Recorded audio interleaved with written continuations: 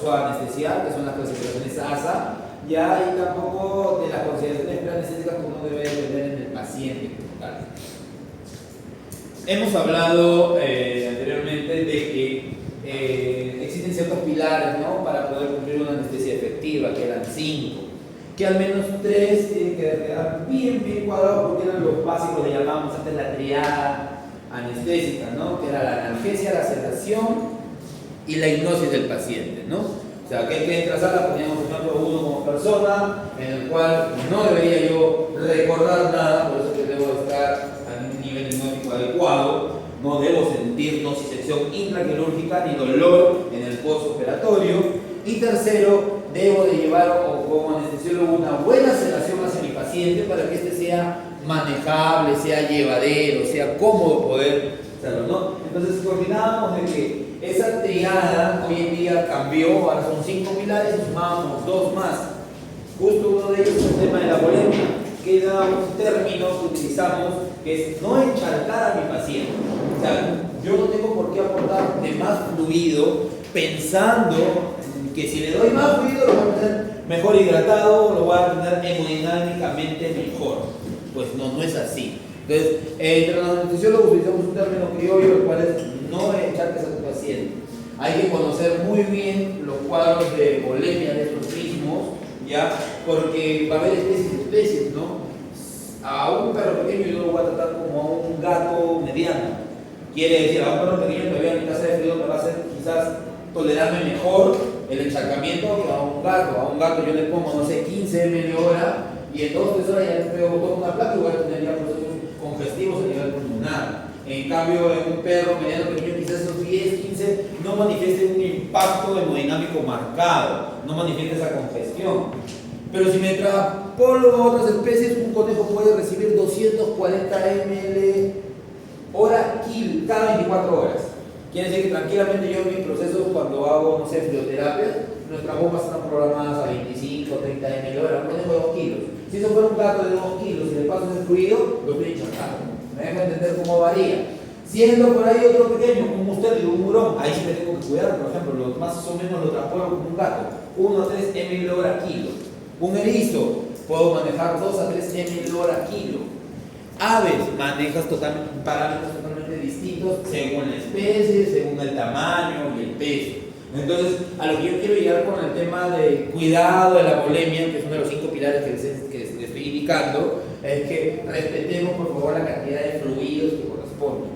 En otras partes del mundo, donde se hace medicina de primer mundo, como tal, así se le llama, ¿ya? Por ejemplo, para una VH electiva de un paciente ASA1, es una perra sana, fuerte, joven, con análisis ok, como tal en la flor de la vida, que viene para una esterilización profiláctica, ni siquiera se utiliza fluidos de mantenimiento.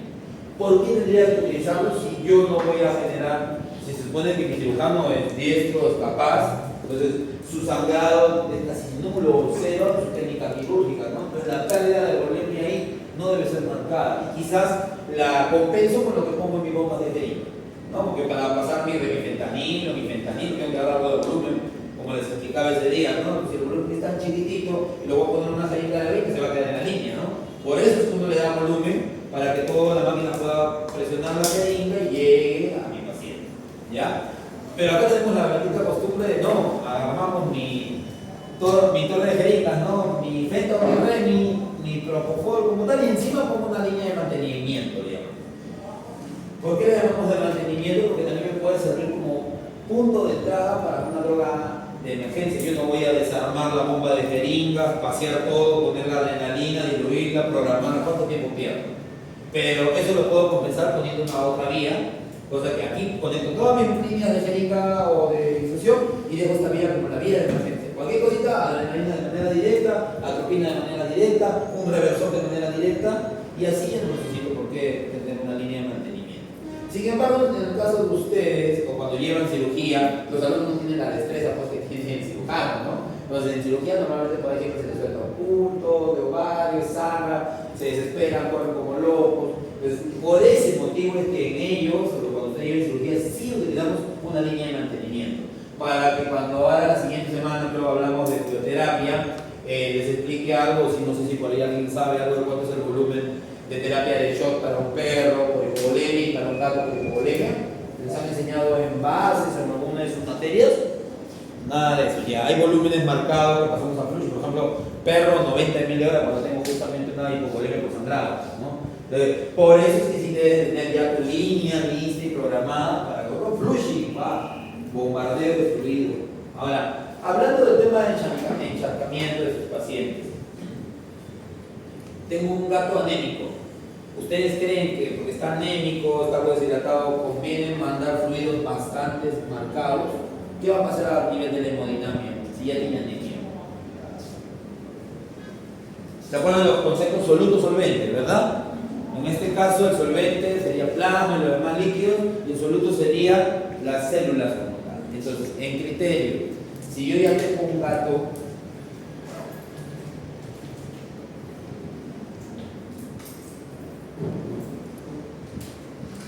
con grado de anemia, ¿convendría meter mayor cantidad de fluido aquí? ¿Qué estoy haciendo? ¿Una hemodilución? ¿No? Entonces, el poco aporte que normalmente hace el glóbulo rojo, ¿cuáles son las dos cosas que normalmente va a transportar hacia los órganos principales? Ya dijeron uno. ¿Y el otro? ¿O para qué sirve? ¿Qué transporta aparte de eso? Proteínas plasmáticas y nutrientes. ¿Ya? Entonces, un glóbulo rojo normalmente va a ser siempre eso: nutrientes y oxígeno. Si lo diluyo, como tal, si ya tengo un cuadro de disminución por la anemia, entonces el aporte de estos a los órganos principales como el cerebro, el corazón o el hígado como tal va a ser menor. Entonces ahí es donde vienen o empiezan las complicaciones. ¿Ya? Es por eso que jamás un paciente anémico va a ser un masa 1, nunca, ¿no? Ya tenemos una patología previa existente, ya pasa a ser el asa 2. Encima está con o vamos a intervenir en la cistotomía porque tiene cálculos que están generando una obstrucción parcial. Ya tenemos dos mecanismos en el cual se está generando complicaciones. Entonces jamás va a ser esa perra que les decía, asa 1, joven, fuerte, sana en análisis, que entra con una profilaxis de rutina, ¿no? Ven la marcada diferencia. Y si uno no aprende a hacer esas consideraciones en la anestesia, es donde cometemos los errores, donde empiezan las complicaciones. ¿Ya? Bueno, esa es una noticia, ¿no?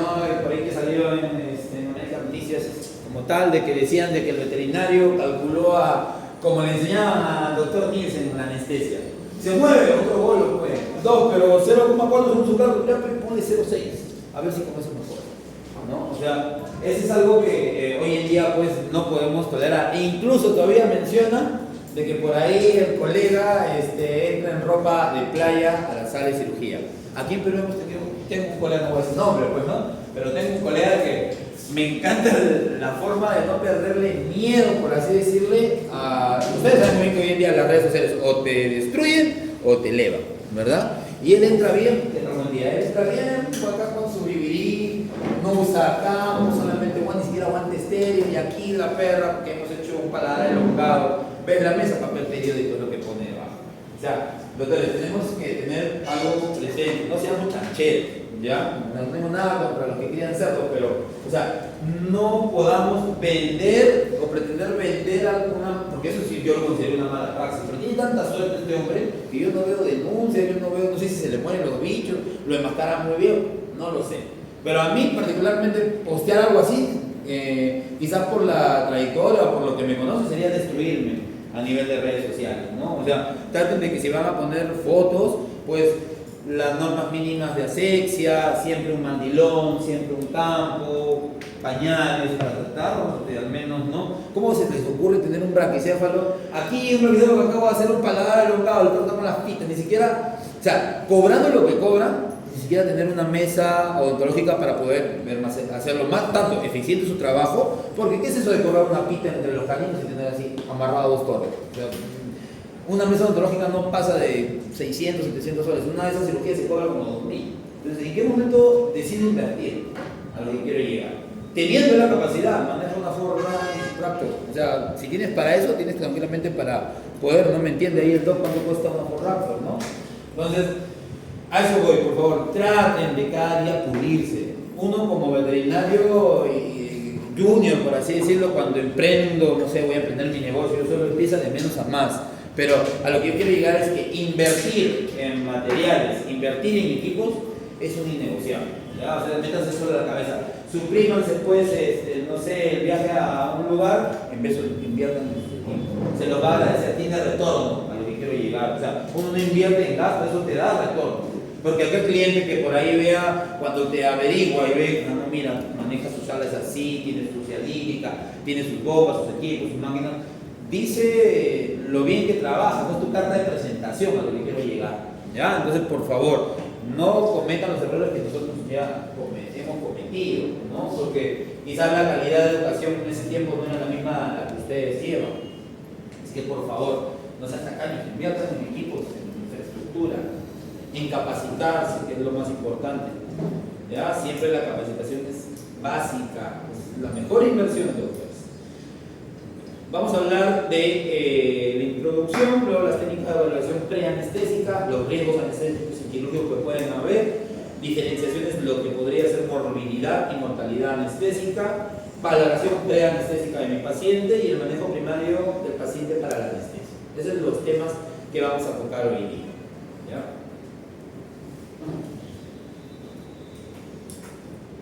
Siempre creo que les dije que para mí es un concepto básico, o sea, siempre tenemos que tener presente que nosotros los anestesiólogos intoxicamos a nuestros pacientes para ponerlos en un plano adecuado, profundo para el proceso que vayamos a realizar, pero esta intoxicación farmacológica es controlada, ¿ya? Puede ser reversible en algunos casos, tal. O teniendo esas consideraciones en la cual yo entiendo la farmacodinámica y la farmacocinética de la droga en particular, y de esta forma yo puedo adelantarme a saber qué complicación se podría generar y si la tengo presente, cómo corregirla.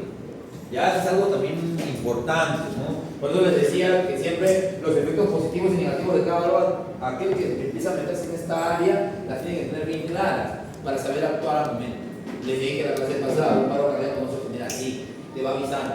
Allá que uno como anestesiólogo diga, uy, no, paro fulminante, ese es el motivo de muerte, señor, de su mascota, ¿no? El floro que normalmente metemos, pero en realidad el 70% del error viene por error humano.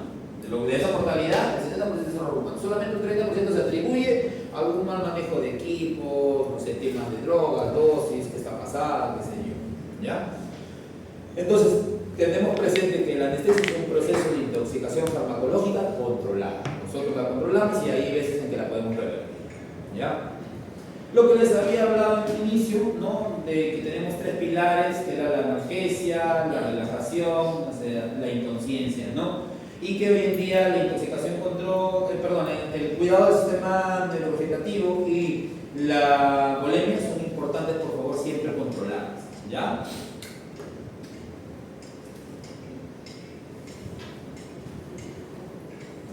Beneficios de la anestesia, ¿no? El primer punto, reducir el estrés del paciente. Para algunas especies todavía sigue siendo mucho más importante que cualquier otro. ¿Ya? En el caso de perros y gatos, bueno, la ansiedad no va a ser algo importante, algo marcado, que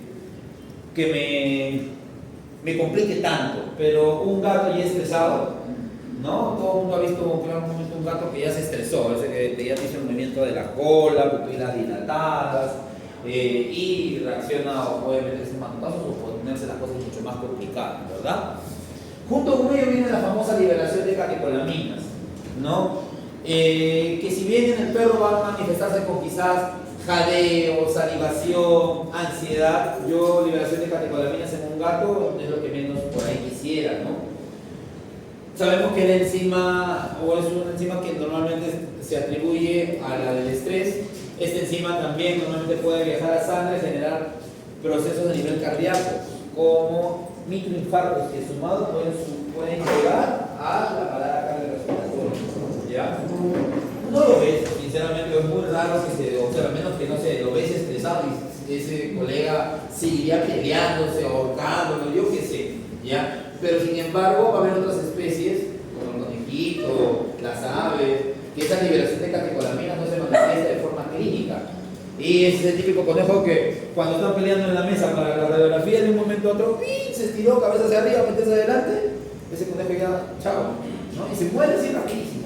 Es ese tipo de cucuy que si en algún momento, o cobayo, en algún momento van a manejar en producción, justamente cuando les toque producción, se van a dar cuenta que va a haber una hembra en el último tercio de gestación, que yo me pongo a manipularla, genero liberación de catecolaminas y paro cardíaco en un ratito, o hasta incluso aborto por estrés. ¿Ya? Entonces, esas especies, y qué decir de las aves, ¿no? Hay veces tocan, ¿no? De que doctor, yo vengo de usted porque la otra vez donde fui me dijeron que atendían aves, le pusieron unos inyectables y se murieron. Se murió ahí mismo. No se murió por inyectables, posiblemente se murió por un mal manejo justamente del paciente. ¿Ya? Porque las aves son todo un arte en la contención física. Así que hay que tener todas esas consideraciones siempre, ¿ya, doctores? Un paciente que tenga una buena MPA bien marcada va a facilitar el abordaje del mismo, ¿no? Voy a poder manipularlo, voy a poder tomar placas, voy a poder pasar ecógrafo para hacer un ecofaz torácico, por ejemplo, voy a poder hacer una dicotomía, voy a poder poner una vía de forma más cómoda, eficiente, que lo tenga totalmente despierto, ¿no? Sabemos que también una MPA marcada, bien realizada, que por ahí tenga una premedicación analgésica, va a mejorar mucho el dolor pre, la nocicepción trans y el dolor postoperatorio, ¿ya? Mayor seguridad en los procedimientos clínicos, diagnósticos y quirúrgicos, por supuesto, ¿no? Si yo monitorizo en mayor amplitud a mi paciente, tengo datos que recopilar y de esa forma puedo prevenir complicaciones. Nadie está exhorto, doctores, de que se generen, o sea, les comento, ¿no? O sea, siempre están por ahí presentes las complicaciones como tal. Ya nadie se libra de eso. Entonces, es algo que es como que compras, no sé, o te metes a la anestesia sabiendo que también vas a tener esos momentos, no amargos, no, bueno, sí amargos, ¿no? Porque son donde te ponen el temple, tu determinación, tu conocimiento a prueba. Porque de verdad, la diferencia de salir de esa complicación, yo creo que se basa en estos tres que he mencionado, ¿no? La experiencia propia o las famosas horas, así como los pilotos decimos horas vuelo, ¿no? Cada piloto, mientras mayor horas vuelo, estamos hablando de mayor experiencia. Igualito, mientras más anestesias hagas, ¿no? Normalmente te vas dando cuenta de ciertas cositas que al inicio te cuesta, pero luego la resolución es más rápida, ¿no? El conocimiento también es un innegociable por ahí, ¿ya? Así que tengan presente eso. Es importante, por ejemplo, aquí este PUC tiene el palmógrafo y encima tiene un detector de apnea que pita cada vez que el animal exhala. Cada vez que el animal exhala. Antes de que tengamos disposición masiva, libre albedrío ya de un palmógrafo, que antes no era tan fácil conseguirlos o tenerlos, ¿ya? Este era el salvavidas, por así decirlo. O los colegas, porque hay colegas que quizás cuando vayan a rotar a clínica, ellos arman el protocolo y están operando y mirando su monitor o diciendo, oye, pasa esto, o sea, trata de hacer de eso, no debemos hacer eso, no deberíamos hacer eso, no puedes dividir tu cerebro en dos cosas, monitorización y seguir operando, eso está mal. Pero lamentablemente me van a dar la razón cuando roten en clínicas y van a ver que hay colegas que hacen eso. Bueno, les va bien, no se les muere, genial por ellos, ¿no? Pero justamente tuvo mucha popularidad por eso, porque así escuchaban de que, está respirando.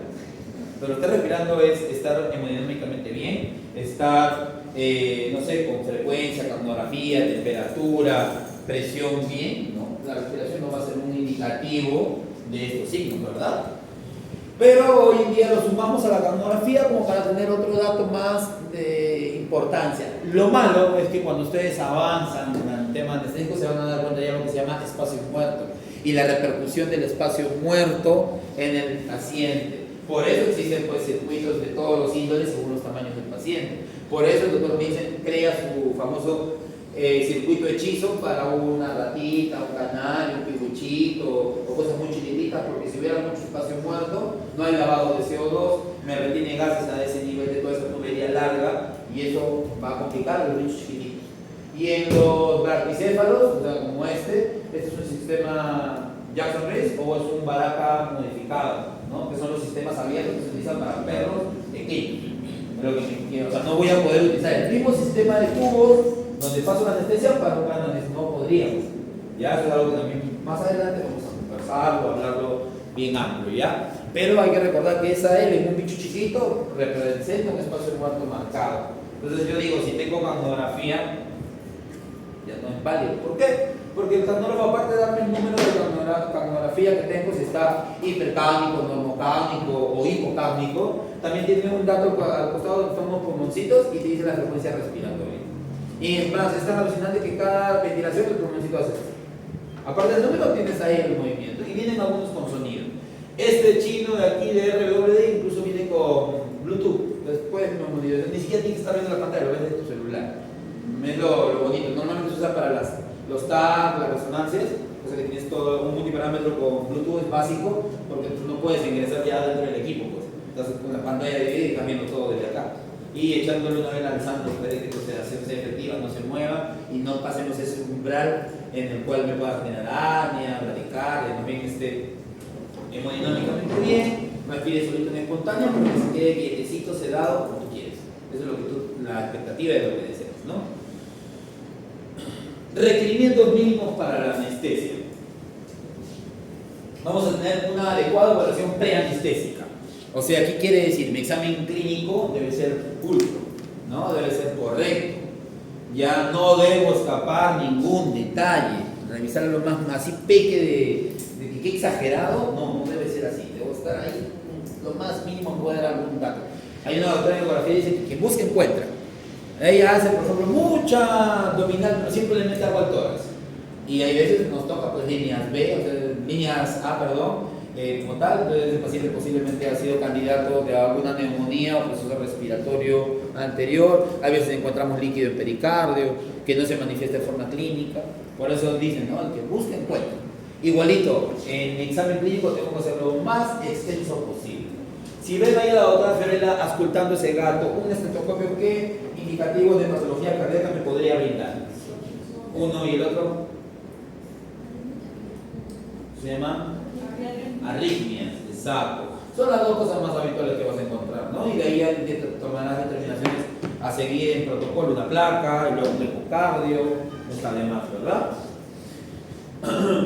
Disponibilidad de fármacos que se usan en anestesia y analgesia. Con los alumnos de cirugía les decía, no me vayan a inventar protocolos o planes anestésicos con drogas que quizás en su vida han visto.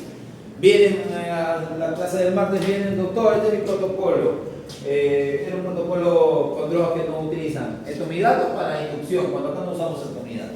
Normalmente utilizamos propofol, porque es lo que hay, ¿no? Como tal. Metadona como una en la premedicación, cuando ni yo tengo metadona acá a la mano, ¿no? Entonces, manejen las drogas que más o menos ustedes por ahí empiezan a hacer sus pininos y las conocen, las más comunes, las que mayor información va a tener usted quizá, doctora, en exposición en internet o no, como tal, para tener así un plan, o quizás ya me haya basado viendo, mira, lo que pasa es que en el lugar donde yo practico va a estar anestesiólogo y mira, veo por ahí quizá esto, le va como, entonces puedo replicar según la experiencia del otro colega.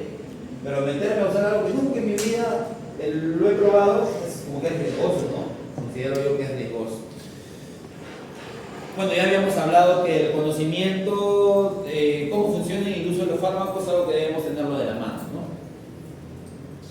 Área adecuada de trabajo. Pues lamentablemente cuando me tocaba, porque ya llamado muchos servicios externos, cuando me tocaba hacer servicios externos me han tocado pues desde llegar a una clínica con aire acondicionado, zona gris, zona blanca, que es algo contaminado, no contaminado, pero me daban una mesa para preparar a mi paciente, tengo una mesa de mayo para poder colocar mis cosas, me facilitaban una mesa para los equipos como tal de anestesia, todo, ¿no? Como también me ha tocado operar en un espacio de 1,5 metros por 2, todo de play en pleno verano y sin ninguna facilidad. Tengo que utilizar el maletín de la máquina para montarlo encima, ¿no? Entonces, el que en algún momento se va a dedicar a hacer servicio rodante tiene que encontrarse con esas dos realidades, ¿no? Tener todo muy bonito, como también tener limitaciones, ¿no? No sé, a veces me ha tocado pedir dos, tendrán esparadrapo, pues me traen la cinta esa blanca, ¿no? O doctores que tendrán agua, porque justo esa medida no la tengo acá en la maleta, no, acá usamos a mariposa para frioterapia, sí, mariposa para frioterapia. No sé, pues, no nos tenemos que tratar de acondicionar. Siempre también es importante hacer el famoso checklist de todo lo que tengo que utilizar para mi paciente, ¿no? Si aquí vemos como tal, para aseguramiento de vía aérea, el anaquel de drogas, para los fluidos, simples, esparadrapos, aguacate, todos los signos, los tamaños, según la necesidad del paciente que yo voy a requerir. O sea, tengo que tener todo listo para recién meterme a hacer algo. No se me va a ocurrir premedicar, inducir a mi paciente con propofol y luego ir, ¿qué medida de tubo? Me dijo la fórmula del doctor, un ratito, ya voy a calcular. El peso entre 4 más 2, luego voy a ir a buscar el tupper, no lo han movido, el de limpieza lo puso en otro lado. O sea, no podríamos tratar de hacer eso cuando ya induciste a tu paciente, ya lo induciste al apnea para poder incubarlo. Pierdes tiempo, que puede ser complicado después. ¿Ya? Entonces, es importante tener un checklist como tal. Y una monitorización adecuada del paciente también. Tenemos algo, doctores, que se llama monitorización invasiva y no invasiva. ¿Ya? La invasiva va a ser todo lo que utilices, ese marino de cables, objetos que puedas utilizar para poder medir la monitorización de un paciente. Por ejemplo, un ejemplo de algo que utilices habitualmente para poder medir signos en un paciente. A ver usted, doctora, una excepción. Este tiene que calcular la frecuencia, el pan y Muy bien, eso es invasivo. Cocodrilo, ¿no? La lengua para la circulación, los ECG, como dices, para la frecuencia cardíaca, el manguito externo, que es una medición de presión arterial no invasiva, como tal. Y si yo pregunto, o si por A o B justo ese día se fue la luz y no cargué mi multiparámetro, ¿me quedo sin el aire, me desespero o voy a tener otros medios por los cuales no invasivos, por los cuales yo voy a poder tener algo de monitorización en mi paciente?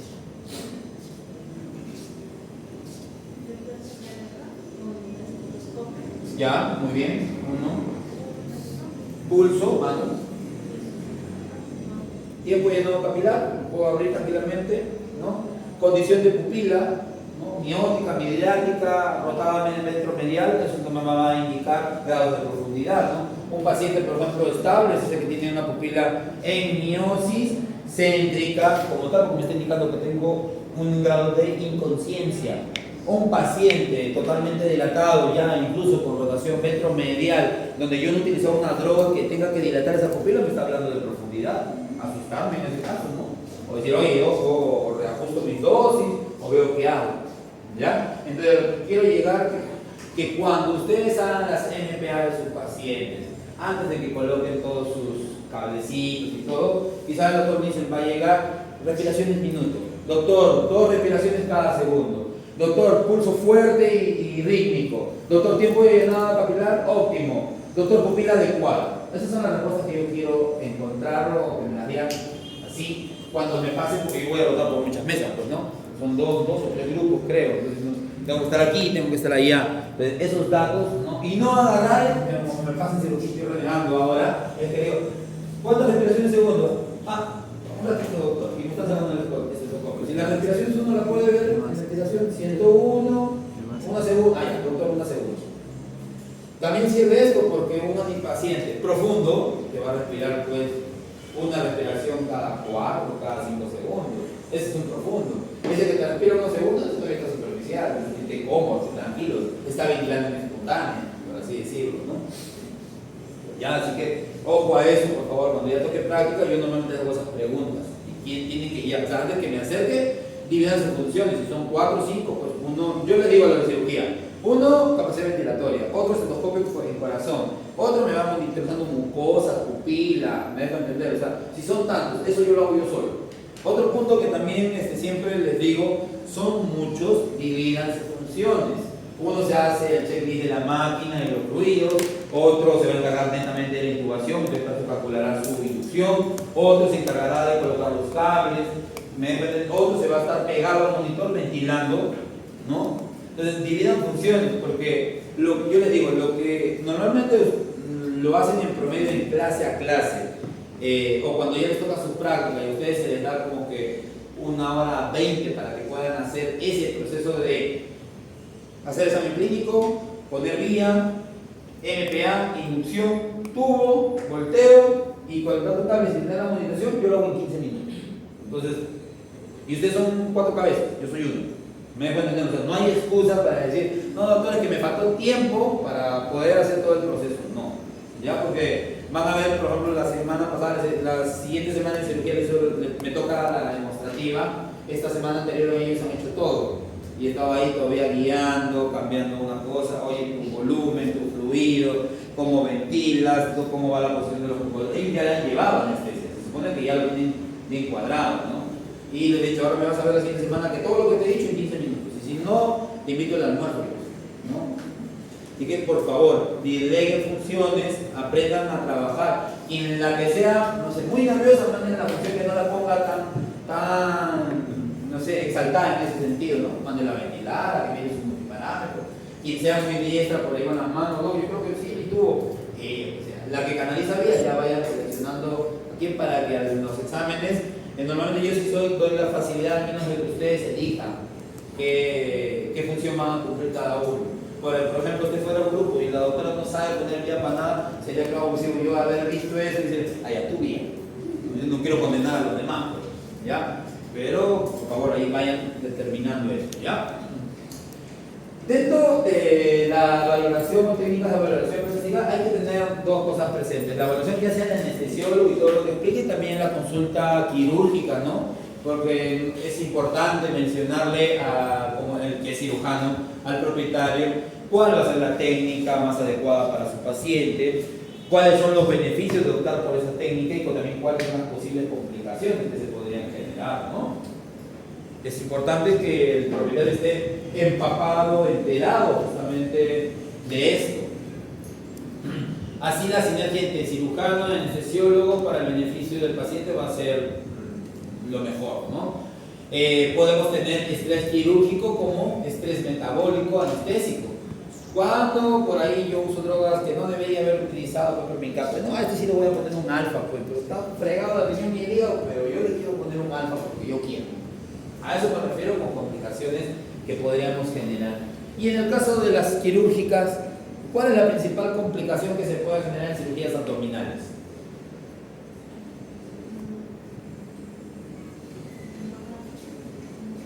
¿Cuál es lo más común que ocurre? Que ya les he dicho que en cirugía se desespera. Hemorragia. Hemorragia. La hemorragia. Exacto. Porque tú haces una episiotomía, hay compromiso de arterias, venas, portales.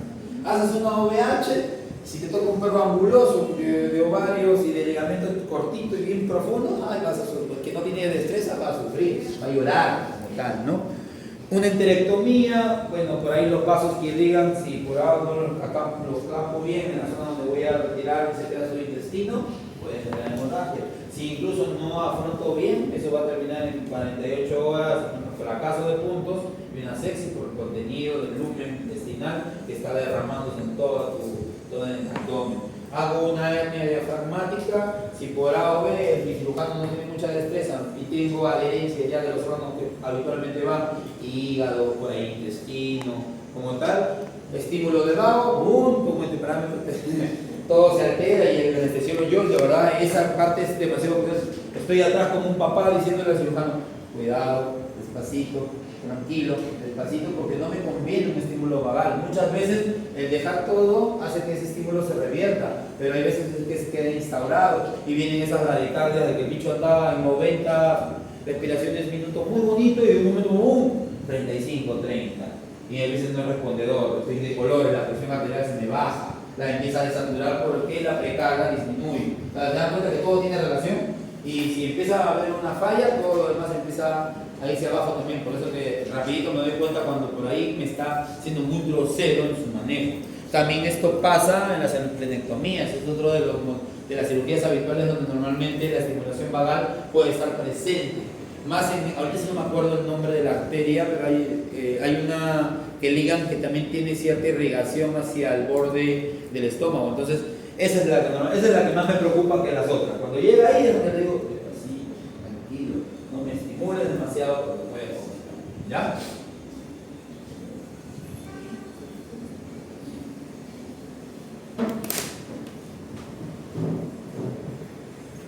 Lo que les decía, ¿no? Ya sea en nuestro procedimiento, si hablo del anestesiólogo, aquel que por ejemplo tiene un FAP y le pone un circuito de Y grandote, ¿no? ¿Cuánto espacio muerto residual me va a generar retención de CO2?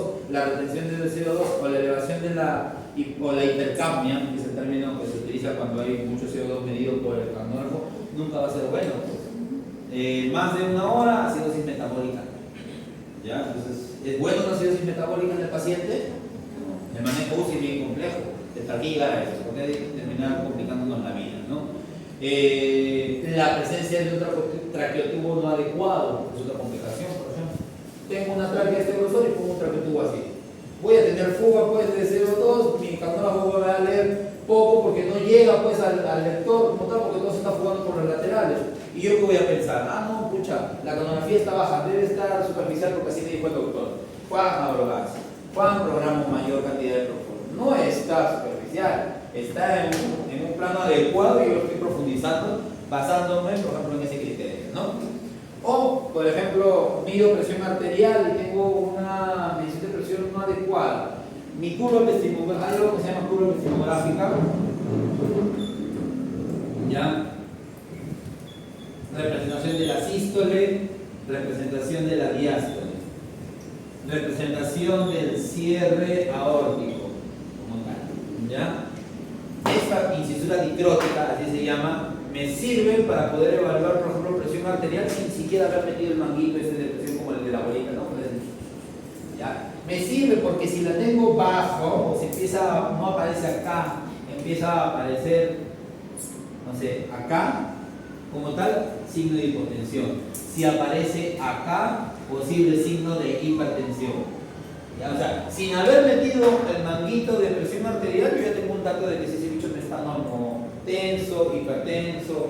Entonces, en conjunto tengo que evaluar todo. Muchas veces ponen el manguito, y eso es algo que también reniego, les digo, chicos, la arteria en sus miembros distales, en un perro, cursa por la parte lateral o la parte medial. Si se van a poner a buscar literatura, se los ahorro, siempre medial.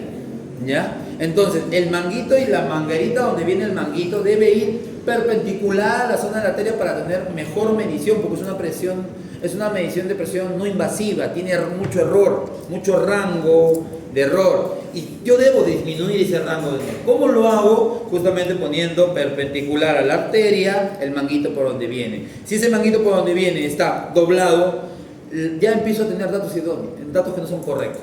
Entonces, traten siempre de acoplar el manguito de forma correcta. Otro error muy común, les digo, el acople del manguito debe ser lo justo y necesario. Voy a ver, lo veo que están estrangulando ese miembro. Me dejo entender. O sea, y lo repito semana a semana y no se llega a la cirugía y me vienen con eso. Así que por favor, esos errores hay que tratar de corregirlos.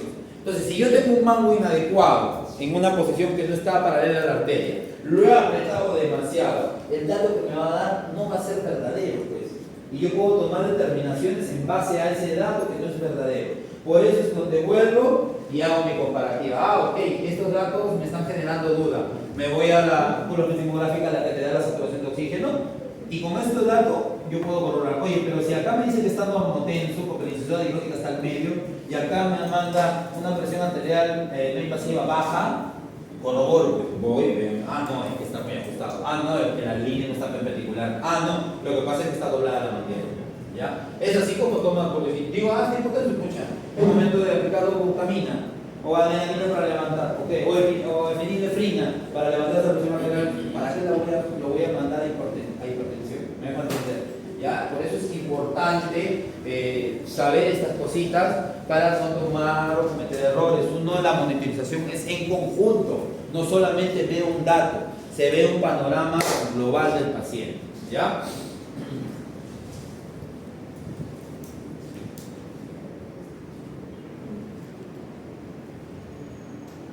El riesgo anestésico se va a basar en esta trilogía, por así decirlo, que es la cirugía, la anestesia y las patologías previas. ¿Ya? Un paciente normalmente, todo el mundo debe conocer una piometra. Un paciente piometroso, una hembra, que está con un cuadro de piometra cerrada de varias semanas, ¿qué complicaciones normalmente ya las va a manifestar?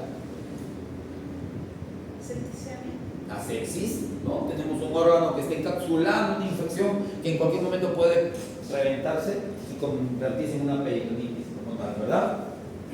Es una paciente que viene estable, no sé, alguien que por ahí ha rotado, ¿alguien ha rotado por aquí por clínica? ¿Ha hecho prácticas? Nadie. ¿Usted, doctora, levanta el lapicero? Sí, ya. ¿Cómo llega una perrita con piometra? ¿Cómo llegan normalmente? ¿Te vienen así moviendo la cola? ¿El dueño viene bien contento? A veces no se nota y solo tienen piernas. Va avanzando y ya tiene que estar. De las que hayas visto de que ya haya avanzado, normalmente, ¿cuál es el panorama de ese perro en la mesa? Yo he visto la cirugía cuando le sacaron el glúteo está todito en la cruz. Muy marcado, como un hot así, súper Enorme. lleno, enorme, ¿verdad? Hasta dibujan un corazoncito para la foto con esa piometra. Normalmente es una perra que va a venir con leucocitos, una forma de los análisis, más de 30.000, hembra entera, salido de proceso de parto o salido de semanas de celo. Ya mi cerebro está pensando en una ecografía para diagnosticar posible justamente tema reproductivo, ¿no? Es una perra que normalmente en análisis va desplegado, va a 30.000 de leuco, neutrófilos también súper elevados. Ya se empezaron a generar cambios a nivel del hematocrito, de la hemoglobina, no siempre todo. Si es una hemometra, obvio que va a venir con la misma piometra, con anemia, ¿verdad? Por ahí, si es una hemometra, también tiene unas caras de plaquetas, entonces niveles de plaquetas también bajos. ¿Y qué pasa a nivel renal? Por estructura anatómica. Craneal a los ovarios, ¿qué vamos a encontrar? Riñones, ¿verdad? Entonces, si es un órgano que está adyacente, la posibilidad de migración de bacterias como tal a ese órgano, ¿estaba ahí presente o no? Entonces, ¿cómo me va a llegar en alteraciones a nivel renal ese paciente? ¿Alterado o no? Y, pucha, tener un despegue renal marcado posterior a una cirugía de biometra, hemometra, es algo que no deseas, ¿no? Porque tomas, repites pruebas a las 24, 48 horas y la creatinina está en 6, 7, 8. Y ustedes saben, el hecho de tener CREA elevada pues genera muerte a nivel de la nefrona, ¿no? O complicación, una injuria renal marcada, que si no se actúa, se va a ir. Por eso es que las biometras, las hemometras tienen mayor porcentaje de mortalidad, no en el intra, sino en el postoperatorio, entre las primeras 24 o 48 horas. Ahí normalmente se puede morir, por eso que estoy explicando y tienen que saberlo, ¿ya? Por ende, tengan mucho cuidado, siempre, ahí sí hay que cuidar muy bien la boletia de ese paciente. Yo no puedo permitir que mi protocolo anestésico vaya a involucrar hipotensiones intraquirúrgicas, porque ese que haya generado hipotensión intraquirúrgica es una mala perfusión del riñón. Por ende, ese riñoncito, ya aparte de tener todas las patologías que hemos descrito por la piometra que están zapateándolo, nosotros mismos lo estamos complicando, le estamos dando el golpe definitivo, la estocada definitiva. ¿Ya? Entonces, mucho cuidado por ese lado.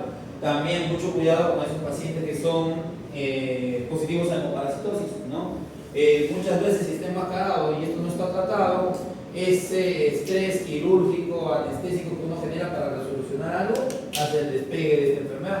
Típico, por eso a las 24 horas, 48 horas, el doctor está con fiebre apática, no come, pide por ahí un frotis sanguíneo, cuerpo de inclusión. Una hemoparasitosis, ¿no? Entonces, cambia de antibiótico. Normalmente tiende a hacer eso. Cambian a las tetraciclinas, que son lo que normalmente utilizamos para combatir erliquias, y voilà, empieza a haber mejoría.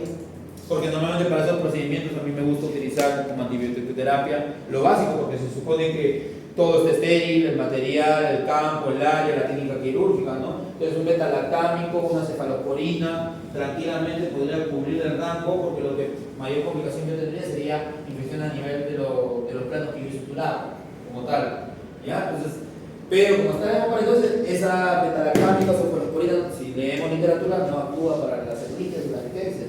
Por eso es que hacemos el cambio de antibiótico, ¿ya, doctores?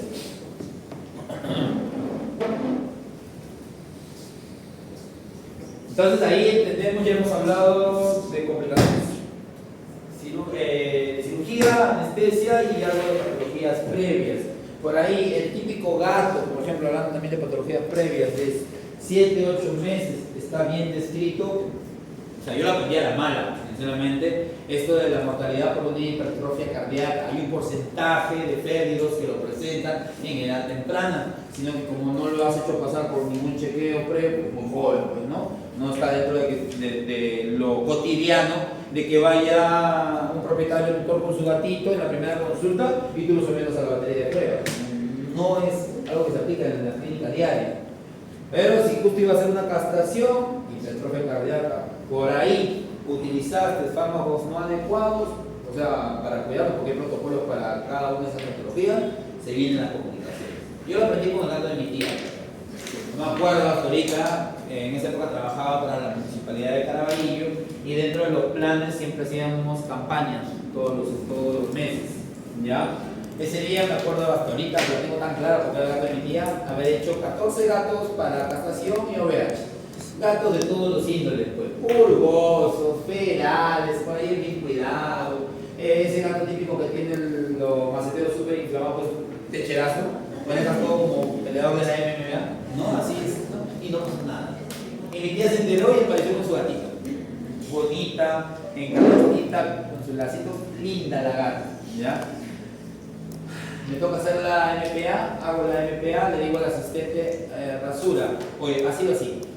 MPA endovenosa, va a prepararse para rasurar. Dice, doctor, disculpe, pero es que no respira. Yo todo confiado, ¿cómo que no respira? Paso las manos sobre el pelo para ver ventilación y siempre no respira. Voy a ver, pupila dilatada, cianótico, paro fulminante, sí.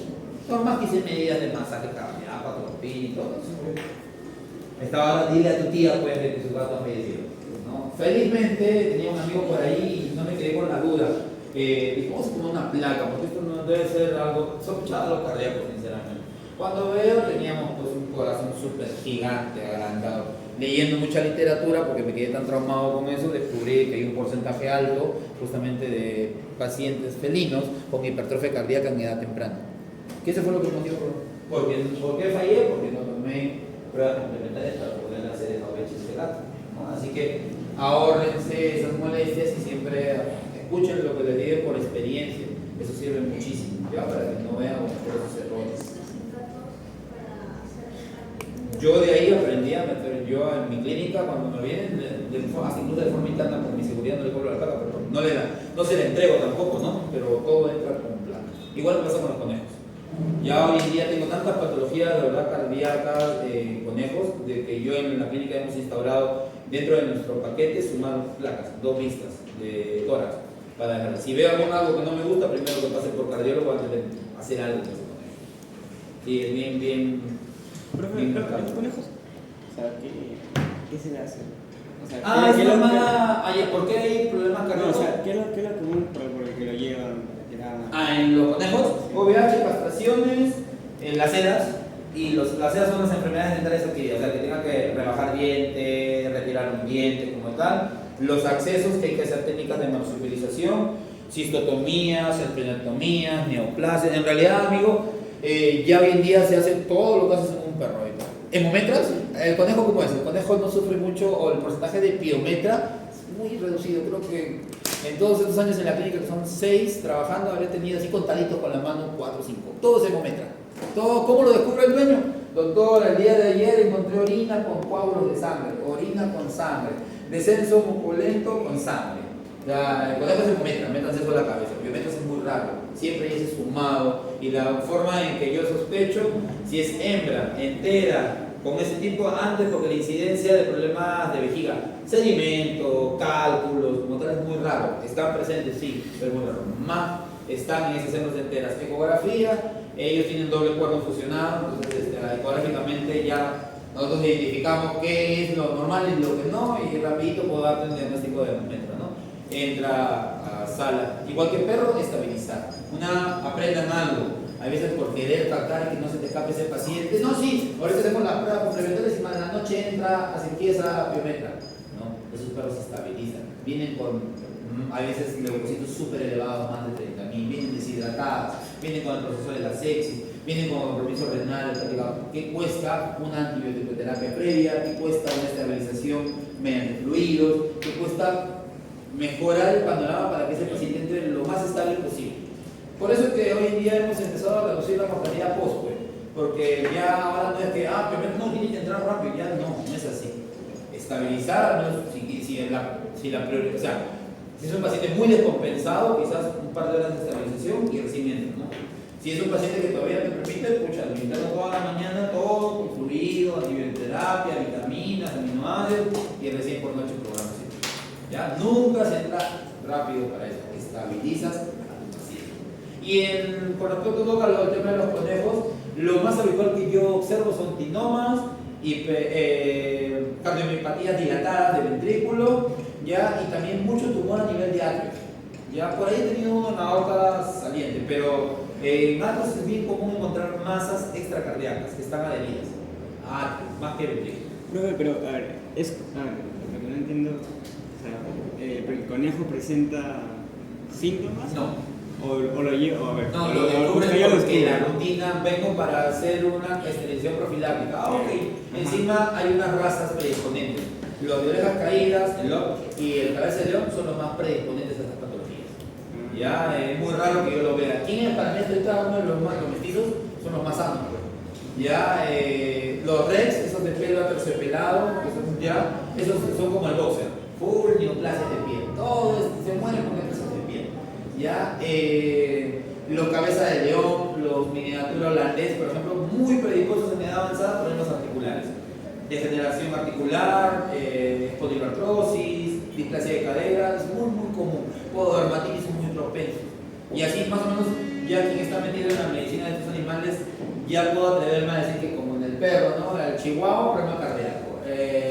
No sé, los schnauzer, full formadores de cálculos, ¿no? El boxer, mucha neoplasia. Ya igual en los conejos la tenemos bien así bien establecidas según razas, qué patologías son muy comunes, por así decirlo, ¿no? Igual pasa también ahora con las ratas, las esfinges, estas sin pelo, esas también son candidatas a problemas cardíacos, candidatas a temas de neoplasia, son muy comunes. Ajá, exacto. Ahora, ¿a qué se atribuye que todo esto? A la mala selección de los productores. En algún momento los que ven el conejo pues dicen, este loco ahí tiene buen fenotipo, como no tengo ¿no? Pero como es un criador, no invierte en cuidados, en ver controles y eso no descubre que ese bicho tiene problemas cardíacos, como pasa en el humano, ¿no? Si tu abuelo ha sufrido problemas cardíacos, tú cuídate pues, porque eso normalmente está en nuestra genética, ¿no? Lo mismo pasa con el tema, aquí simplemente es una mala selección de los heridos. Por ejemplo, Europa no tiene tantas patologías neoplásicas como nosotros en Sudamérica. ¿Por qué acá en Sudamérica tenemos el problema? Porque hace años que no refrescamos sangre. Como tal. Hacemos endogamia, mala selección, más endogamia, la peor combinación que pueda. ¿Ya? Es por eso. El trial, por ejemplo, ya está penado la reproducción del conejo de orejas caídas. Desde el año pasado, por tantas patologías presentes y porque el lobo es uno de los pocos que es un braquicéfalo. Si tú ves un cráneo de ellos, no es otro. Entonces, casi la gran mayoría viene así como a él, viene con problemas mentales. Entonces ahí es donde normalmente están tratando de ya no reproducirlos para disminuir las edas. Porque es el manejo clínico de una EDA es bien complejo. Hay mucha recesiva, malo cuidado por parte. O sea, hay combinación que termina siendo fatal. La mala combinación, mal cuidado del propietario, la posibilidad de las recesivas que están ahí presentes, otras cosas externas que se llaman susceptibilidad del individuo. Entonces, todo eso hace que manejar accesos y EDAs en esos pacientes hay que dejarle bien cuadradito al propietario para que luego no venga a reclamar diciendo, oye, pero yo lo gasté tanto porque ahora no tengo acceso. Si le dijiste en el primer momento de que la resiva está presente en un 30-40%, cuando luego viene, si lo explicaste claro, no tiene por qué no venir con esa actitud de querer reclamar a lo que quiero llegar, ¿no? Entonces siempre explicar muy bien eso. Y el dueño de conejo es como el de gato, así que imagínense, súper protector, cruzado, así que sí, y el que ni hablar del de ratas, eso sí, ya está, eso deberíamos darle también terapia. De verdad, te lo juro, he tenido cada dueño de ratas, de verdad. Son muy responsables, sí, pero están locos. La movilidad anestésica es la alteración patológica provocada por el proceso anestésico, generalmente provocado por un mal manejo del paciente durante la misma. Lo que les he hablado hace rato, ¿no? Por ahí el uso no adecuado de drogas, el uso no adecuado de los sistemas, como tal, por ahí algo de error que aumente esta morbilidad, ¿no? Si esta es menor por alguna patología y encima yo cometo, como les decía, ¿no? Sumaron algo en un tema renal, la morbilidad va a avanzar, pues va a llegar a ser incluso mayor o llegar hasta incluso a la muerte si no hay un manejo post. Y normalmente se da está asociada a la anestesia o asociada a las situaciones ligadas al proceso quirúrgico, ¿no?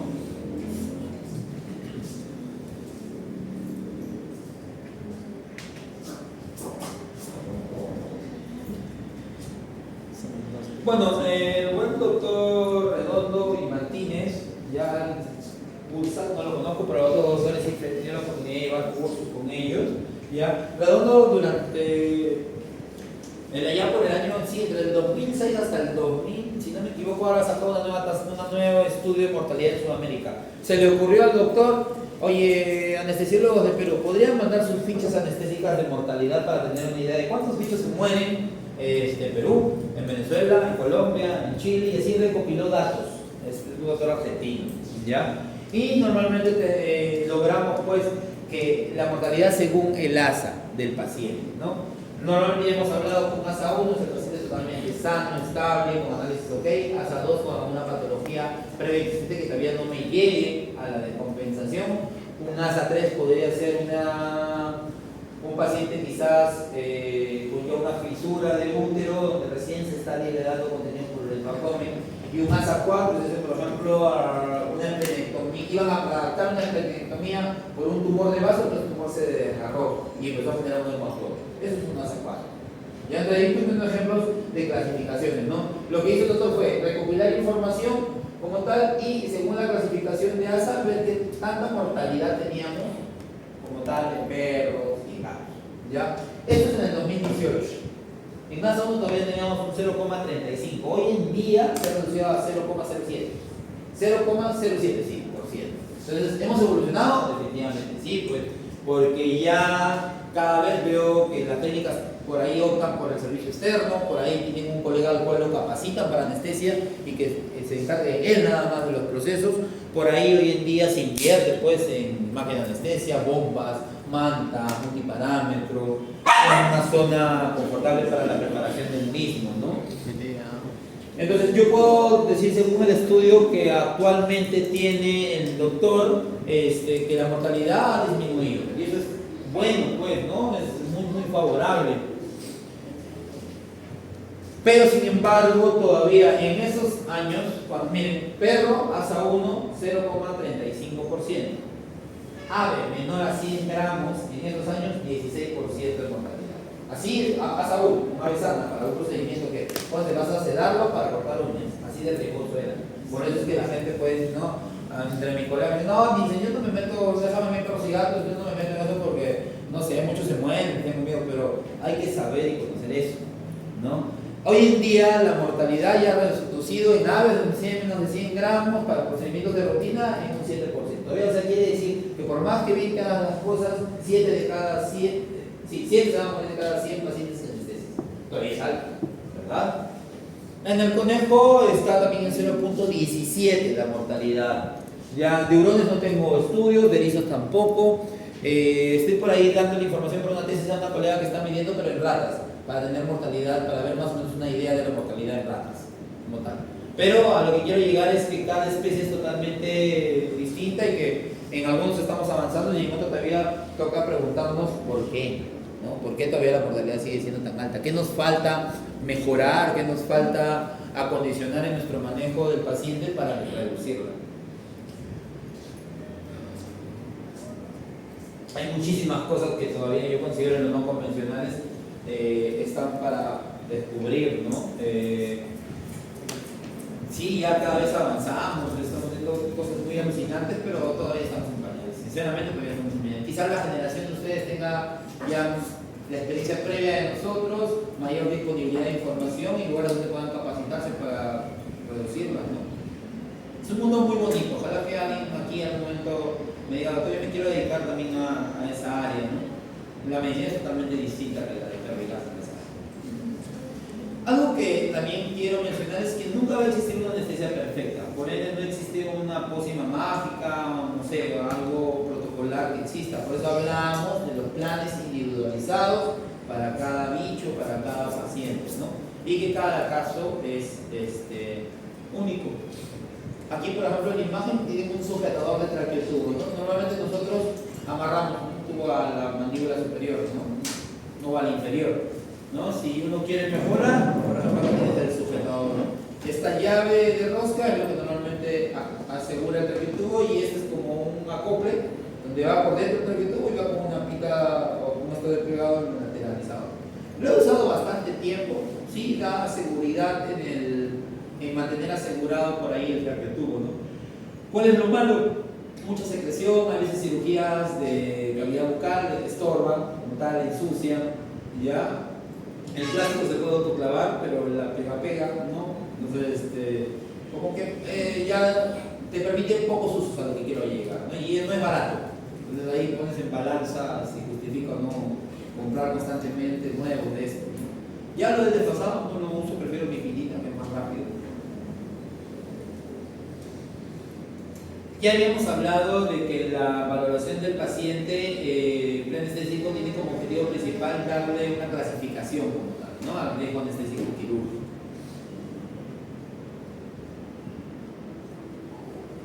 Objetivos de elaboración, lo que les decía de los erizos, por ejemplo, ¿ven? Tremendo tumor, carcinomas, ¿no? Lo más común es en cavidad bucal en ellos, ¿no? Invaden muy rápido huesos, desplazan molares, da mucha pena. Ayer me botaneado justo uno de estos, un erizo por eso, ¿no? La dueña venía buscando una segunda opinión, bueno, prácticamente le dije lo mismo que le dijo el primer colega. Ya, la única diferencia es que el primer colega no lo sedó para poder revisar mi boca. O sea, le dijo, hay una masita ahí, ¿no?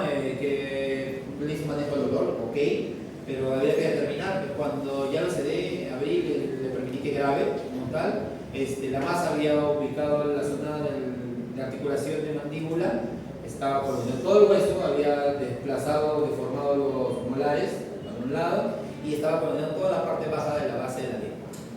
Cuando paso ecografía, porque decía, yo no trabajo de esa forma, tenía también compromiso de yugular, estaba adherida, de tráquea, también la masa estaba extendida. ¿Qué vas a hacer ahí? O sea, ahí ya justifica. Y venía con 3 días ya de que había dejado de comer.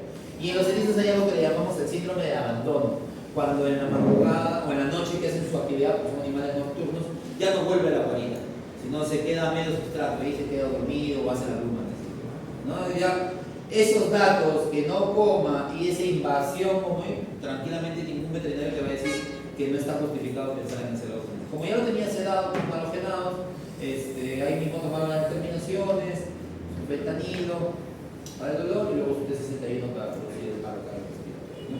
Ya no podíamos ayudar a ese nano y creo que lo único que estaría haciendo el propietario es extender el sufrimiento de los mismos. Entonces, como le digo, son habituales, cosas muy habituales en la boca de estos bichos. Si se hubiese descubierto en el momento, te permitía al menos hacer algún proceso quirúrgico para retirarlo, cuando todavía no está tan invadido, tan colonizado, ¿no? Entonces, los objetivos es determinar las alteraciones preexistentes del paciente, optimizar los estudios complementarios, ¿no? O sea, no quedarnos con el hemograma, bioquímica y bioanálisis. Si lo amerita, el electrocardiograma, prueba de T4, T libre, tal, o sea, si lo amerita, si es que sospecho de un endocrino, me parece paquete endocrino, como tal, ¿no? Si es que sospecho cardíaco, ya es explicado que pase por el cardiólogo, ¿no? Ajustar los tratamientos compensatorios. Un endocrino normalmente es un paciente que yo tengo que disminuir dosis porque su metabolismo no es normal, casi siempre ralentizado.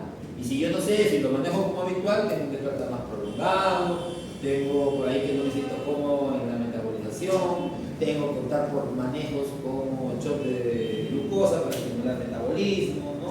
Aminoácidos, ¿para qué darme todo eso? Previo a esto, analizo, pienso, veo el panorama y disminuyo dosis.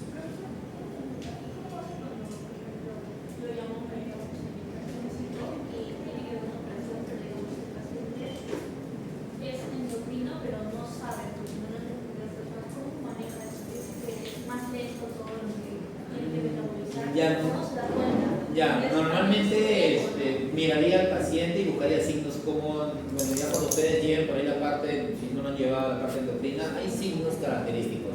La cola de rata, la obesidad, el prepucio pendulante, historiales de dermatitis. Por ahí también son pacientes que tienen una mayor cantidad de afecciones a nivel bucal como tal. Por ahí algunos manifiestan cuadros de cambio de color de la mucosa de la nariz, dermatitis de los párpados. Todo eso, si lo observo y por ahí converso algo con el propietario, uy, sí, doctor, este enano es gordito, pero hace un mes, o sea, luego volvió a engordar, ¿no? Entonces, si me dan esos datos, el tema de la cola de rata lo tengo hace meses, doctor, ya ha pasado por varios veterinarios y no le dan solución. O sea, si ya aplicaron lo básico en dermatología y ese problema persiste, entonces esto ya no es papeles, ácaros, hongos, ¿no? Ya voy buscando Todo eso me hace pensar de que, oye, este paciente me parece que es un sospechoso. Por ende, pienso en quizás disminuir dosis, ¿no? Bajo ese signo clínico.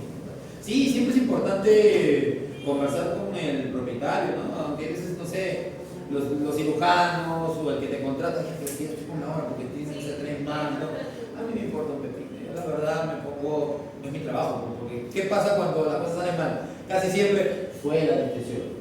No, no fue, esa es la típica. A mí me ha tocado, yo me acuerdo mucho de una cesárea, de una perrita, la cesárea la hicimos a las 9 de la mañana, con el cirujano que trabajo, que yo lo conozco, que es muy culto en su trabajo. Rápido, 20 minutos ya estaban los cachorros. Score de vitalidad de ellos, de puntaje de score, 17, 18, lo máximo es 20. Salieron llorando, 8 cachorros vitales. La perra, en el manejo de esa vez fue epidural y infusión de propofol. Se terminó con toda la infusión, la epidural todavía persistía un poco por la insensibilidad, pero ya muy bien. Me quedé para 2 procedimientos más que teníamos programados. Para el segundo procedimiento la perra ya estaba caminando, defecando, tomó agüita, comió. Me fui de ese hospital, en la noche estaba en servicio y me mandan un mensaje, doctor, la perra fallecida. ¿No será culpa de la anestesia? Pero si yo ya había hecho mi proceso, ya tenía ahí ellos en cámara, video, defecando, orinando y todo, busquen otra posibilidad. Al menos yo no considero, por ejemplo, que me llame para decirme que no fue por culpa. Ese es para que vean la mentalidad del clínico como tal, ¿no? No fue culpa de frente, diga, doctor, pasó esto, usted cree, quizás puede hablar, no fue culpa de esa, fue su palabra. Y yo, pues, al recibir eso, mi respuesta fue también precisa y concisa. No fue culpa de la anestesia. Busca otros factores. Ya creo que ya no me dijo nada de ese tema. Se generó todo un problema con la propietaria, así, porque vino recontra ofuscada, porque ella se llevó su perro, como tal, para hacer mamar a los cachorros. De ella lo tenían monitorizando. Nunca descubrimos, no puede haber debido a otros factores, por ahí un ligamento o una sutura que se soltó, un abdomen, no se puede ver tantas cosas, un cuadro de falla. De verdad que traté de buscar los posibles orígenes, pero nunca me quedó muy concreto, ¿no? Exactamente qué pasó. Y me acuerdo ahí al mes y tanto ver a los 8 perritos, porque los tuvo que sacar a mano, los sacó a mano, viniendo para su primera vacuna, ¿no? Pero o sea, hay cosas como esta que estoy comentando, ¿no? Que no tiene. Dime si yo te traigo un perro hipotenso, hipotérmico, mi despertar de lo que habitualmente no sé, es media hora, pero esté quizás ya estable, en esfinge, consciente, se haya extendido, no sé, 1 hora, 2, de que yo haya seguido con esa perra monitorizándola. No, o sea, si fuese por ese lado, quizás diga, no, este bicho no despertó bien, quizás tenía que haberme quedado a hacer mayor maniobra, qué sé yo, pero no, pues a eso le decimos pacientes relógicos, o sea, todo fue A, B, C, D, todo fue muy bien a lo que quiero llegar, ¿no? ¿Cuál habrá sido exactamente la mortalidad de ese paciente? Nunca llegamos a determinar, no lo sé, pero hay casos así, ¿no? Como también hay aquellos que no parecen colegas nuestros, ¿no? O sea, tengo algunos, no sé si son muy nerviosos o qué. Hace poco hago una VH por bebé, pero se levanta bien, todo, me voy, chao, terminé, ya está en esfinge, despierta consciente. La manda a casa en la tarde y la ve a la perra porque saca la lengua, así como esa sensación de náusea, pero no era una náusea, simplemente un movimiento medio raro, ¿ya? Pero normal, y el dueño ya reclamando asustado, reclamando asustado, y ella llamándome a mí, diciéndome, no será algo del tema de la anestesia, mira porque está así, esto, lo otro, tranquila, le digo, la estamos diciendo así, ha habido vómito, sangrado, descompensación, ha dejado de comer, no se desplaza, está fría, no, entonces, ¿por qué te asustas, no? Siempre puede ser un movimiento errático propio del perro. De ella agarran, disculpa mi amigo, lo que pasa era una bullying, lo que pasa es que ella es una perrita que ha superado distemper. La intoxicación y depresión del sistema nervioso central hace que algunas secuelas se manifiesten en el coco. ¿Me entiendes? Bueno, dentro de la evaluación preanestésica, anamnesis del examen clínico que ya lo han hecho, el examen de primera intención y los exámenes que les estoy hablando los más complejos, ¿no? Esa es la cronología, creo, de poder evaluar justamente a los pacientes o a seguir.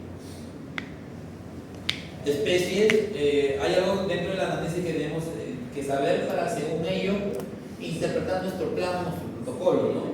El carácter propio, ya les he dicho, va a haber individuos muy ansiosos, nerviosos, que van a hacer que amerite subir quizás nuestras dosis como tal en nuestras estrategias. Vamos a tener también el tema de la edad, no es lo mismo manejar un geronte que un pediátrico, son las dos cosas opuestas, el otro menos, el médico quizás a elevar dosis. El tema de las razas no va a ser lo mismo que manejen un whippet, un galgo, un collie, que un mestizo como tal.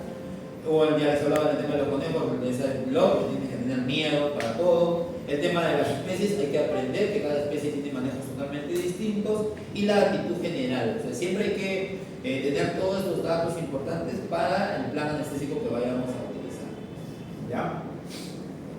Bueno, por ahí el examen clínico ya, esto creo que lo tenemos, sí, lo serví a hacer el examen clínico conforme, bien, así que creo que todos cumplieron lo deseado. Ya igual repasamos por ahí el tipo de llenado capilar, la mucosa, temperatura, pulso femoral, la auscultación, el historial clínico del paciente, todo lo que hicimos la clase antepasada, bueno, hace 15 días como tal, y vi que sí tienen dominio de eso, así que por ese lado no hay mucho que hablar acá. Normalmente en un examen complementario de primera intención como la hematología, un hemograma completo y un frotis sanguíneo es lo ideal, ¿ya? Porque saben muy bien que hay pruebas que pueden dar falsos positivos, ¿no? O que dependiendo de donde tomes el descarte al momento, en la fase inicial a veces no sale un buen positivo y tiene toda la sintomatología, pero según tu descarte sale negativo. Entonces, en esos casos es que para mí, hasta ahorita el infalible va a ser el frotis sanguíneo. Cuerpo de inclusión, para la situación. ¿Ya? Entonces, y aparte de ello, un frotis sanguíneo es caro. Normalmente cuando mando al laboratorio por sospecha o mandaba, porque ya no tengo perros, siempre prefería aumentar un poquito el costo del hemograma para sumar un frotis sanguíneo hacia el propietario. Porque a veces si tú le dices, hemograma necesito, señora, y también necesito un frotis sanguíneo, no, ¿cuánto sale? Mejor haga solamente. Entonces le daba un precio un poquito más elevado al hemograma, pero yo sumaba automáticamente mi frotis. Y eso me ayudaba muchísimo. ¿Ya? A nivel de la bioquímica, hay que recordar que va a haber drogas que se transmiten o se transportan mediante las proteínas plasmáticas como tal. Entonces, albúmina, proteínas totales, es importante que en sus hemogramas, en sus bioquímicas, no estén alteradas. Voy dando un dato para que luego vean, doctor, ¿esta bioquímica va o no va? Ya saben. ALT, AST, urea, CREA, proteínas totales, albúminas, globulinas, no deberían en su medida estar alteradas. Ya, esos los tolero. Si eso está bien, y por ahí tengo algo de elevación de triglicéridos, disminución o no de amilasa, lo voy a aceptar. Pero si vas a venir con esas alteraciones, ni siquiera me mandes el diario de química, pues, por favor, se los estoy diciendo, lo están grabando. ¿Ya? Como mencionamos ahí, dentro de la urea, el BUN y la creatinina, quien manda es la creatinina, ¿no? Pueden haber pacientes esotémicos donde tengamos elevación de urea y BUN, ¿ya? Pero también sumado más el historial clínico del paciente, me permite tomar determinaciones si es que yo voy a postergar o puedo entrar a esa cirugía con ese análisis, ¿ya? Quien manda dentro de ellos es la creatinina, es decir, no puede estar elevado. Los demás, quizás con una evaluación previa, porque, por ejemplo, yo puedo tener el BUN y la urea elevado en un paciente renal crónico compensado, y es normal, pues, es normal que pueda tenerla elevada. ¿Qué hago con esos pacientes, doctores? Una estabilización previa, le digo a mis colegas, al clínico. Oye, al menos 2 o 3 días antes, terapia de fluido renal, como tal, por ahí, no sé, si hay algún signo de vómito, eso tratar de ir controlando protectores, malgritán, quizás, dosis para que esté más estable y para que la recuperación no sea tortuosa para ti y a mí no te estés llamando. ¿Ya? Más o menos por ese motivo. El ureanálisis también da muchos datos, la densidad, el pH como tal. Y el ECG, ¿no? Eso sí, yo no hablo mucho de ECG porque yo soy cardiólogo, ya entiendo bien el PQRS, la patología que veo en mi multiparámetro, pero dejémoslo eso a la interconsulta con el cardiólogo. O sea, es por algo de especialidad, ¿no? Y confiemos en todo lo que él hace y el comentario que ellos delimiten. Va a haber patologías cardíacas donde normalmente él indica, oye, vas a tomar inhibidores de la ECA, quizás 5 días antes, y el día que opera, por favor, por recomendación, no lo brinde al propietario, ¿no? Cosas así. ¿Qué es un inhibidor de la ECA? De la hormona convertidora de la hipertensión. ¿Cuáles son? Llevo fármacos. ¿Cuáles son? Uno que toma su abuelita que sufre de hipertensión. Muy bien. Ah, pero te la pongo facilita, ya te en Anapril, ajá. Todas esas familias son unos famosos inhibidores de la ECA, ¿no? Y normalmente cuando tengo, por ejemplo, pacientes con patologías neurológicas, casi siempre el neurólogo me indica que si está con gabapentina, fenobarbital, orbital, está sumando un gabapentinoide, estoy sumando, en este caso, el fenobarbital. Entonces, por criterio propio, ¿ustedes creen que vamos a utilizar la misma dosis en sus pacientes? No, pues no. Lógico, si ya tengo drogas que generan depresión del sistema nervioso central, reajusto dosis. Y casi siempre el neurólogo me indica 1 o 2 días antes suprimir la droga. Condicional, así que, por ejemplo, es un perro que toma diario el fenobarbital porque si no genera un cuadro de epilepsia. O sea, ese bicho que el dueño dice, no, doctor, la recomendación de esto, pero ¿saben qué? Mi neurólogo me indicó que si o me he dado cuenta que si ese día me olvidé de la pastilla, puede manifestar un cuadro neurológico en ese nombre, caballero. Pero si el neurólogo indica suprimirlo antes y eso no genera ningún cuadro neurológico, es más conveniente para que sea más cómodo la anestesia. ¿Ya? Porque las fenotiazinas, miento, el grupo de los barbitúricos como tal van a generar depresión marcada, generosa del sistema nervioso central. Entonces, si lo manejo igual, lo deprimo mucho más. De ahí tenemos exámenes de segunda intención, ¿no? Como aquel que ha tenido historial de colecistitis, barro biliar, qué sé yo, no está de más pedir ácido biliar, bilirubina escénica, colinesterasa, colesterol, factores de población como tal, etc. Aquí no aplica porque eso normalmente va para medicina un poco de mayor nivel, una necesidad de mayor nivel, lo que es la medición de gases sanguíneos en tiempo real. En Perú no conozco a nadie, sinceramente, que pueda darse el lujo de hacer medición de gases en tiempo real, como tal, porque es un rotor, así como los rotores de bioquímica que vienen para la máquina y son carísimos. Entonces, de verdad, nunca he visto a alguien que pueda, dentro de mis colegas que hacen anestesia, que diga, no, mira, aquí midiendo tiempo real, como tal, de gases, porque cada rotor está como 180 soles, más o menos, y esto se mide en 3 fases del proceso. O sea, son 3 discos que vas a gastar. Sí, una vez que en algún curso que hice en México de exóticos, había una empresa pues, estaba poniendo este equipo. Y justo tenía muchos discos que ya estaban por vencer. Me acuerdo que esa vez que hicimos ese curso, sí le metimos gases arteriales a conejos, reptiles, fueron varano, una pitombola, también unos guacamayos, y podíamos medir, pero por tema de curso, estoy hablando, porque tenían tantos discos por vencerse que nos lo dieron para que, y propusimos ese equipo, ¿no? Como tal, ¿no? Y por ahí los otros medios complementarios, el anestesiólogo de alguna otra manera tiene que tener que generar una reacción de odio con el ecógrafo, porque tengo colegas que no les gusta lo que dicen, por mí particularmente lo he tenido que aprender a querer a la fuerza, ¿ya? Porque para hacer lo que es, tienes que saber dominios, pues, tu ganancia, tu zoom, como tal, entender, ¿no? Todos los principios de aumento de cogenicidad y cogenicidad, ¿no? O sea, dominar mínimo eso para poder hacer un bloqueo. Porque si no, ¿cómo vas a poder diferenciar estructuras anatómicas? Volver a repasar mucha anatomía. Me obligó a volver a repasar mucha anatomía. Y debido a eso, ya pues también meto dentro de mi protocolo los ecofast. Algún momento alguien debe haber escuchado, visto en las redes, que hay 3 puntos que normalmente vemos para detección de líquido libre en esos perros traumatizados por caída, por esto, ¿no? Para poder determinar por dónde viene el cuadro hemorrágico. También utilizamos el TIFAS, que es el tórax, ¿no? Para determinar las líneas tipo A, tipo B, funciones plurales, medir si hay presencia de líquido pericárdico, como tal. O sea, quieras o no, esas cosas, si alguno de ustedes va a ser clínico de perros y gatos, va a tener que involucrarse. No siempre tienes al ecografista a la mano, tienes el equipo, pero no el ecografista a la mano. Pero no amerita de que yo pueda poner un ecógrafo en un abdomen y poder decir, oye, aquí tenemos un hematomen, o hay líquido libre marcado, que sospecho, si es un perro de caída, ¿qué vamos a sospechar? Así, no, pues no. ¿Verdad?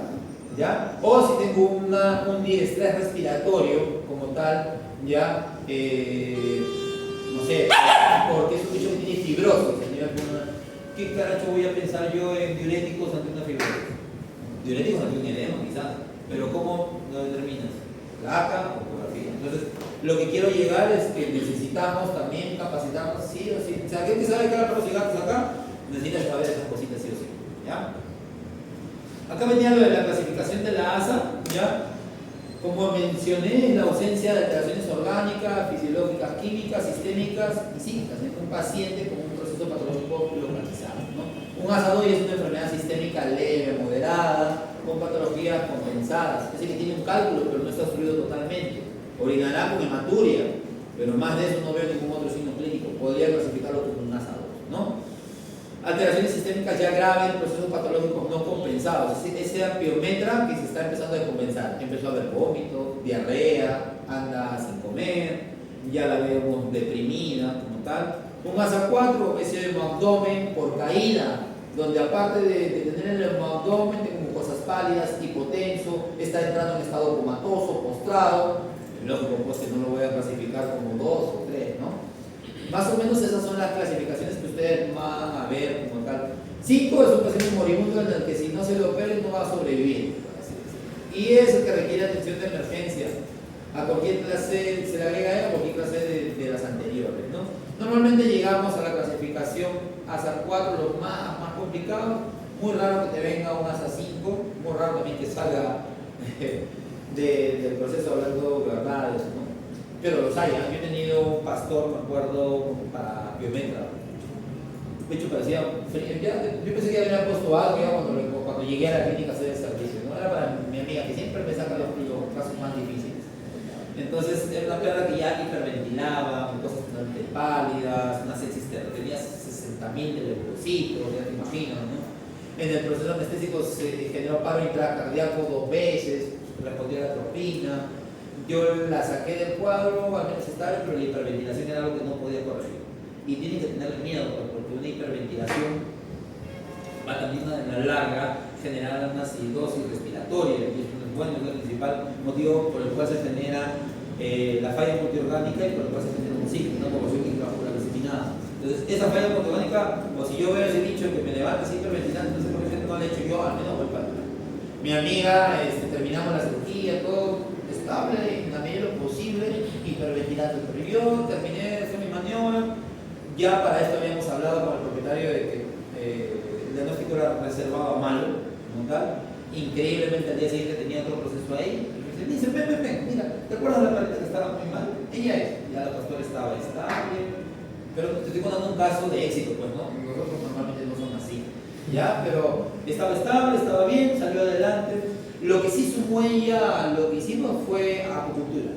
Y ahí es donde yo le creo ahora a la medicina alterna. Ozonoterapia, acupuntura, magnetoterapia, radioterapia. Creo y doy fehacientemente que sí funciona. Porque puso sus agujas, como tal, el punto de Xi, ya, el PG20, no sé qué, que genera relajación. Y con eso logró estabilizar la hiperventilación. Y luego de eso su manejo clínico de fisioterapia, antibióticos, bla, el bicho salió, así salió. Así que sí, justo con un alumno de aquí estamos que quiere plantear temas para su tesis, estamos también utilizando el punto de acupuntura del PG20, que es un punto que está aquí, ¿ya? Para medir protocolos. Él va a medir en un grupo de estudio, tenemos 16 conejos con MPA en punto PG20, 16 conejos con MPA en novenoso y comprobar tiempos de acción de la droga, cambios o impactación en el hemodinamia en el multiparametro. Está bonito realizar el proceso de tesis. Así que ya, ojalá que lo logre sacar adelante, que le acepten y que lo logre sacar adelante, pues este es un tema muy chévere. Los ayunos, doctores, es importante. Y ojo que está en mi ceja, porque aquí me toca cuando hacemos sedaciones, donde me dicen, doctor, yo le echo el ayuno, hacemos la MPA y vómito en su paciente. Nos reímos, pero ¿puede repercutir esto de forma negativa en el paciente? Por supuesto que sí. ¿Ya? Si ese contenido ingresa a cavidad respiratoria como tal, tenemos ese paciente que se aspiró, ese paciente que puede generar neumonía por calcificación. Y sacarlo luego de eso, pues le va a costar, va a ser bien complicadito. ¿Ya? Entonces, por favor, los tiempos de ayuno son innegociables. Para perros, ya saben, sólidos, mínimo 6 horas de ausencia de consumo. Líquidos, 4 horas como mínimo. ¿Ya? Para perros adultos como tal. Para perros gigantes, hay que duplicar el tiempo, porque su metabolismo es más lento, su vaciado estomacal también lo es. Así que, por favor, a duplicar el tiempo. ¿Y qué pasa con las razas pequeñas o cachorros? Normalmente no más de 2 a 4 horas, ¿ya? Siempre respetar esos tiempos de ayuno, por favor. Yo a veces digo, ¿no? Cuando me dicen, No, dice, no te preocupes, hemos hecho ayuno. Yo le he dicho a la dueña que de medianoche el día anterior no coma nada. Un gato. No podemos hacer eso. Ahí que está haciendo, está consumiendo sus reservas de grasa, ¿no? Cuerpos cetónicos liberados. Eso no es ideal. ¿Sí se acuerdan de fisiología, verdad? Entonces no tengo que hablar mucho por ahí. Entonces tengan mucho cuidado por esto. A respetar el tiempo de ayuno según sea sólidos o líquidos, a respetar si es una raza gigante o un perro pequeño, lo que estoy indicando por favor aquí. ¿Ya? Sabemos que la hemodinamia es importante y que sin sangre su componente no existiría la anestesia, ¿no? Una buena perfusión sanguínea, un buen nivel de proteínas plasmáticas y siempre recordar que el gasto cardíaco y el retorno venoso son importantes, poder al menos evaluarlos al menos presente. Para definir mejor la terapia de fluidos se debe estar de acuerdo a la patología preexistente. Si yo tengo un paciente con alcalosis metabólica o daño hepático marcado, ¿conviene utilizar lactato? No, ¿verdad? Mi mejor opción fisiológica para ese virus sería el cloruro de sodio, ¿no? Si en este caso un cristaloide, un coloide, normalmente la déficit de electrolitos, el grado de deshidratación, el pH también, por ahí viene esto de la calosis, acidosis y la determinación, ¿no? La presión oncótica, la déficit de albúmina, normalmente siempre es común encontrar en cachorro justamente por esto, cierta cantidad de líquido libre abdominal, mínima pero es presente. Pero yo no puedo hacer una eco en un cachorro y dentro de mi reporte de conclusiones decir líquido libre presente, porque sabemos muy bien que es tolerable como tal. ¿Ya? Igual por ejemplo pasa con los conejos. Tienen esa particularidad de tener cierta cantidad de líquido libre que es tolerable. Igual pasa con los lacértidos dentro de los reptiles. La tortuga no puede tolerar líquido libre. ¿Ya? Los lacértidos son todos los que son familias iguanas, reptiles con cola, labitos así, cuando pasa los son lacértidos. ¿Ya? Así que hay que tener mucho cuidado, por favor, con eso. Entender quiénes todavía toleran algo y quiénes no deberíamos tolerar. ¿Ya? Es importante también saber esto, ¿no? Respirar no es lo mismo que ventilar. Normalmente al respirar un intercambio a nivel alveolar de CO2 y de oxígeno. Y ventilar es la maniobra como tal, la acción mecánica. Y hay que recordar que el oxígeno mantiene el metabolismo celular de manera adecuada. Y sin CO2 no ventilamos espontáneamente, por favor. ¿Sirve? Sí. ¿Saber cada cuánto voy a ventilar a mi paciente? Sí. ¿Y en base a qué? A dos factores. Mi saturación de oxígeno y mi capnografía. Es importante, ya, acuérdense de eso. Esos dos factores van a ser cruciales. Es la forma como yo fisiológicamente en un inicio digo voy a ventilar cada 5 y dependiendo de mi capnografía yo voy a ver si es que acelero las ventilaciones o disminuyo. Si está hipercárnico, voy a acelerar o disminuir las ventilaciones de mi paciente.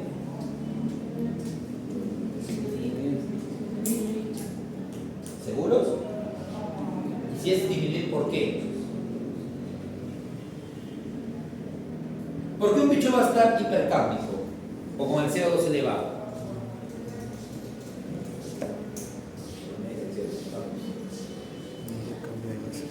¿Se sabe algo? ¿Volvieron?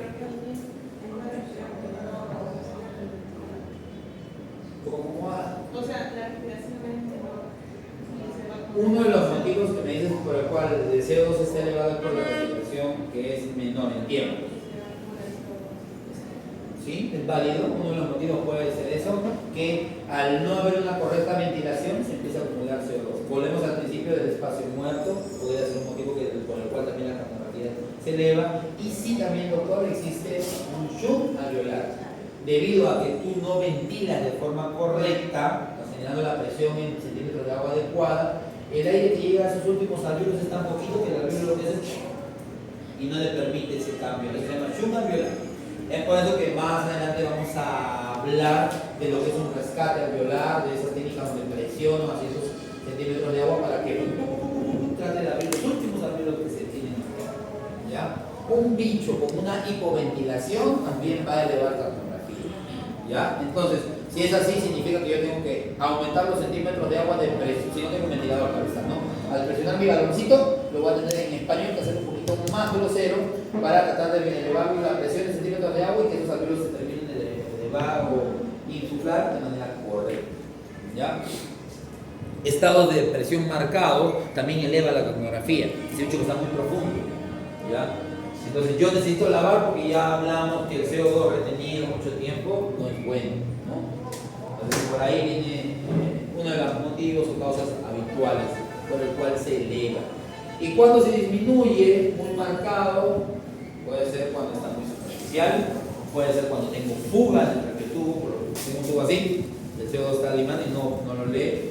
Pero también si esta capnografía veo cambios hemodinámicos marcados y encima se me va abajo, 0, 1, 2. Para mí uno de los motivos donde yo indica ya no hacer más. Ya. Tengo la complicación, estoy haciendo mi maniobra, masaje cardíaco, crioterapia, drogas de reversión, drogas de emergencia, y la carno no me eleva, no hay intercambio gaseoso alveolar, no hay vida, así de simple. ¿Ya? Y ese es el motivo donde normalmente das la orden de ya no más, ya no me sigas con mano porque no. ¿Ya? Es una de las formas como también ya puedes decir, pucha, me van a hablar con el propietario.